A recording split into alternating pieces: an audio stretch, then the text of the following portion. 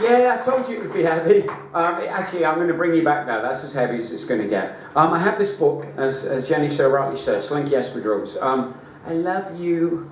I've only had it about 3 months, and to be honest with you, it's the sexiest thing I've ever had in my hands. And I don't know if I've had any of you in my hands, but it's sexier than you because no one's got a spine quite like that.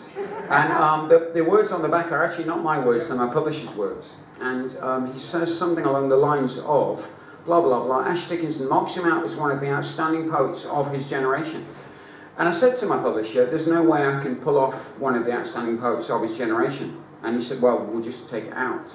And I said, well, let's not be hasty. I'll get used to it. I'll get used to it.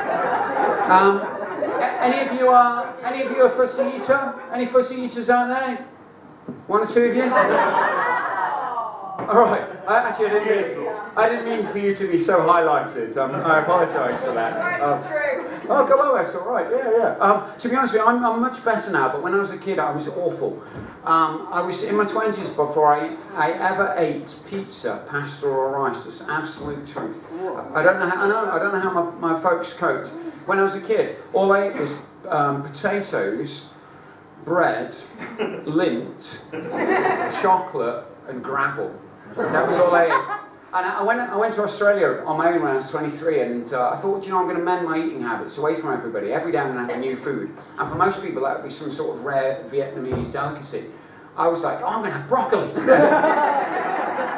So this is the poem setting up my narrow eating habits. I actually know most of my poems. I have 6.5 hours of my poetry in my head. I'm like my own personal iPod.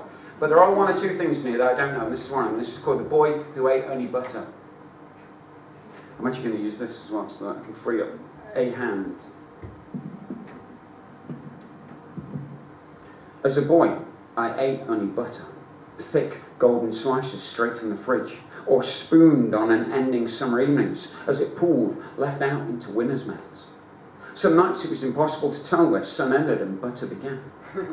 Despairing, my parents lashed it on everything, but I steered a path around, wolfed it down before it melted in. I was a stubborn child. Butter was all I craved. I was 12 when Mum brought home something new. I can't believe it's not butter. Just try it, she said, sliding the tub towards me. We have to tighten our belts with your dad's job uncertain, and TV insists it's the same. Skeptically, I lifted the lid. Inside was what looked like mince, a scoop of mash, some terrified peas, a small portion of sherry trifle, and 2 sticky and loose after 8 minutes. And people mistook this for butter. I couldn't believe it.